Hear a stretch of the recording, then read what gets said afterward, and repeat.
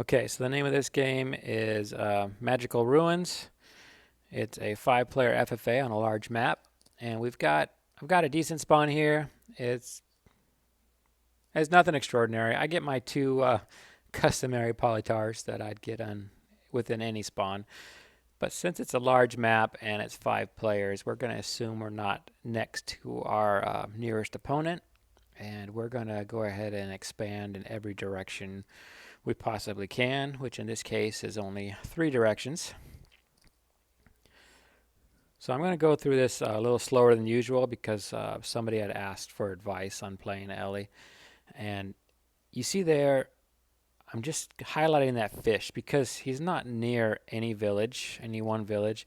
And we know resources such as fish have to be reachable by a village. So we were just showing I was just showing there that there might be a village up there north in the north.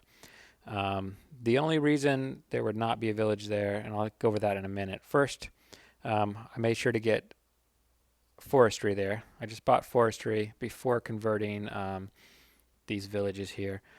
You always want to get forestry before you convert your first village, or as is in this case, which is very lucky, your convert your second, third, and fourth village. So yeah, back to the village up there. There is going to be a village there. It wasn't 100% guaranteed, and now we see our nearest opponent's perimeter there. It wasn't 100% guaranteed because this village could border expand and reach that fish. But based on experience, I know there's a high chance, a high probability of there being a village up there. So we're going to wake another polytar. We're going to try to rush our nearest opponent. It's still only turn 5, so he might not have much of a defense yet. So it's the bossy. He gives us riding. Definitely a very useful tech that will come in handy. But yeah, as you can see, I placed my first 2 lumber huts last turn. So one thing you need to make sure you look at when you're placing your lumber huts is, here, let me pause this video here for a second. Okay, good. So we place these 2 lumber huts here because we want to put a sawmill here, and it'll feed off of all 3 of these lumber huts. So it would have been a very bad idea to put my lumber hut here, because then the sawmill would not be able to feed off all of these 3. I mean, that's pretty obvious. Maybe that's going a little too into beginner detail. I don't know. I should assume you probably knew that already, but just in case, there you have it.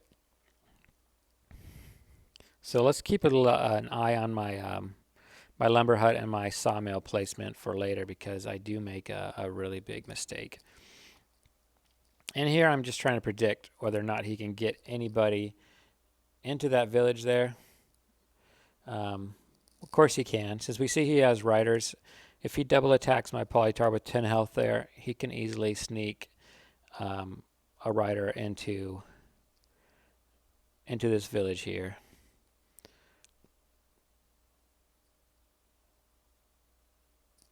So we are now, we put a warrior in there as defense, and he had more units than I thought he did. He was able to easily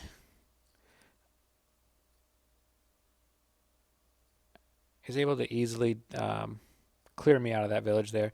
Now we meet Barter. He gives us organization, and I make a mistake right here.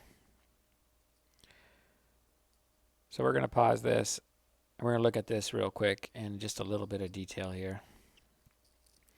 So this polytar attacks this warrior. So let's remember the values. We've got left the warrior with 2 health and my polytar with 11 health. So we're going to pull out the battle calculator here. Take our polytar. He has 11 health left. And let's just assume Barter has a warrior out there in the clouds or a rider that can attack my polytaur. My polytaur does not have a defense bonus yet. I have not converted the city. So here we go. Defender survives. That warrior would have left my polytaur with 4 health. And we know Barter does have a 2 health warrior. Remember, that's the value I told you to remember there. Attacks my 4 health polytaur. My polytaur is dead. Just 2 units were able to kill my polytaur. So let's go back and let's put 15 health in this column here. So let's assume I did not attack that warrior with my 15 health polytaur. So let's assume Barter has a warrior in the clouds. Hits my polytaur for taking it down to 9 health. Let's say he even has a second warrior in the clouds. Takes me down to 2 health. So my polytaur is still alive. So as I said, that was a huge mistake. I should not have attacked that warrior with my polytaur. It left my polytaur with too little health. So yeah, we put another polytaur in Zabasi's village. I know we're not going to be able to. Capture his village with a 6 health polytaur. We're just trying to block his movement up north into my territory, while at the same time costing him a few stars. So we're going to upgrade another village to level 2. We've even got our capital upgraded to level 3. So upgrades, we're doing pretty well here. We've got double stars per turn compared to what turn it is. We got 12 stars per turn compared to it being turn 6. So not bad at all. And I think what I have my sights on now is next turn I am going to buy forestry. That's why I left my villages empty along the shoreline, which is risky, but I really wanted mathematics. It was really risky because, you know, these 2 villages, somebody could have snuck in there. It might not have been worth the risk, but I got lucky. So I might have reversed this game a bit on accident. Let's see what happens here. So yes, we have 17 stars. So finally we get mathematics. With the amount of trees we have, that is definitely going to come in handy here. So it's turn 7. I'm going to record this until turn 10, which is pretty much marks the beginning of mid-game. There's quite a lot that happens before then. So we retreated our warrior there into that village just to protect it, since it's a port side village. And here we go, next turn, turn 8. I'm going to use a polytaur push here. You watch that polytaur with 11 health. He's going to go forward. And the way I do that, if I go over this real quick. So when I wake this polytaur, he would push the polytaur on top of him this way. But I don't have climbing yet, so he can't enter this tile here. I made a warrior in this location here in my village, so he can't push the polytaur into that tile. And I woke this polytaur over here, so he can't push the polytaur into that tile. So we're forcing this polytaur to move south, which is where we know our opponent is. So we're just going to gain some ground, reveal some more clouds. And now we've got a pretty good polytaur spam going against Barter here. You'll see it's all for nothing though. So here we go. We got math. We're going to put down our first sawmill, it looked like. Nope, I changed my mind. I'll put it down over here. It doesn't matter though. I think I still have enough stars. I think I can put another sawmill down here. So I think we're going to go all sawmill here. And this, if I do this, it's going to be a big mistake. I'm pretty sure I was kicking myself after I did this. But yeah, that was a huge mistake. Because if you look, if I would have put that sawmill in this square instead of that one, I would have got 1, 2, 3, 4, 5 population just from one sawmill. Instead, I put it in this square and I get 1, 2 population. It's a huge mistake.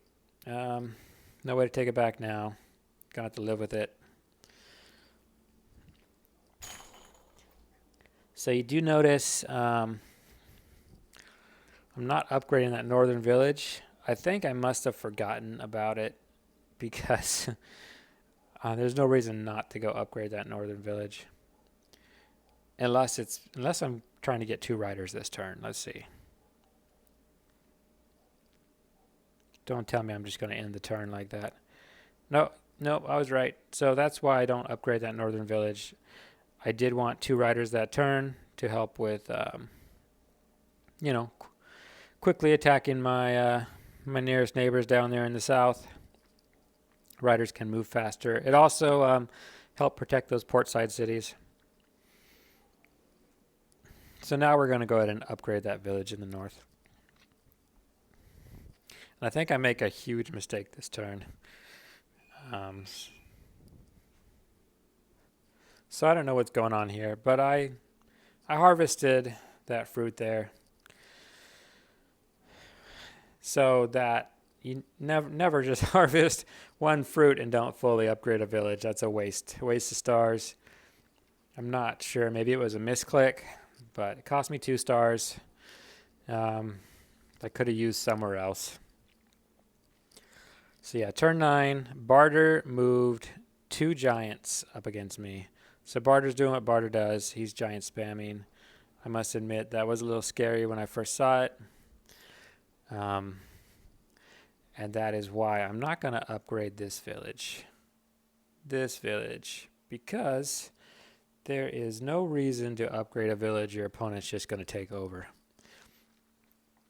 Because you're gonna invest time and stars in upgrading something, and then your opponent's just going to reap all the rewards. He's going to be in a better position because you upgraded it for him.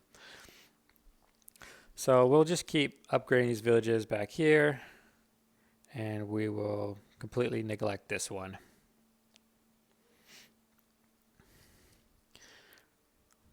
So here we go. We're almost to turn 10. Something happens this turn that is, it's pivotal. It's detrimental to Barter for the most part because he's got 2 giants. He knows what I have up north. He's already been that far with his warrior that we killed several turns ago. So he knows what I have. I'm going to make a catapult here. I'm planning on losing my most southern village to Barter because there's no way I can slow down and kill 2 giants. I'm pretty sure there's no way I can kill 2 giants before one of them successfully captures that village. But this is where we luck out. And it looks like I left my port side villages empty, as you can see. But I was pretty much just counting on my catapult being able to kill whatever an enemy might sneak into those villages because I couldn't afford to make more units. But as you can see, now we only see 1 giant, and we move our rider and we see 2 giants. So Barter went ahead and attacked Zabasi and moved his giant in that direction to try and guarantee he would take one of Zabasi's villages. But in doing so, he also probably guaranteed I'm going to take Zabasi's village. That warrior there is going to convert that village. And he also ensured he's probably not going to get that village from me. Because now his giant's been wounded. So as you can see, his giants have not moved apart too much. They could still attack the same village, right? They can still go up after that village there. But here's the thing. He's not going to send them both at that village, which is the primary mistake here. He's going to try to divide and conquer, which is risky. It's a gamble. I think it's too late in the game to assume one giant can take a village by itself. Plus, another reason you want to keep giants together is you don't know. I haven't upgraded this village yet. I could put a defender in there and make it a walled city. In that case, you would have to keep your two giants together to take that village. So yeah, that was kind of a lucky that he did that. At the same time, maybe he figured he had to put his giant over there near Zabasi.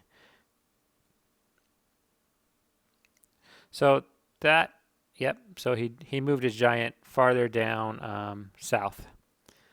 But that ends this first part of the video. Hope it was useful.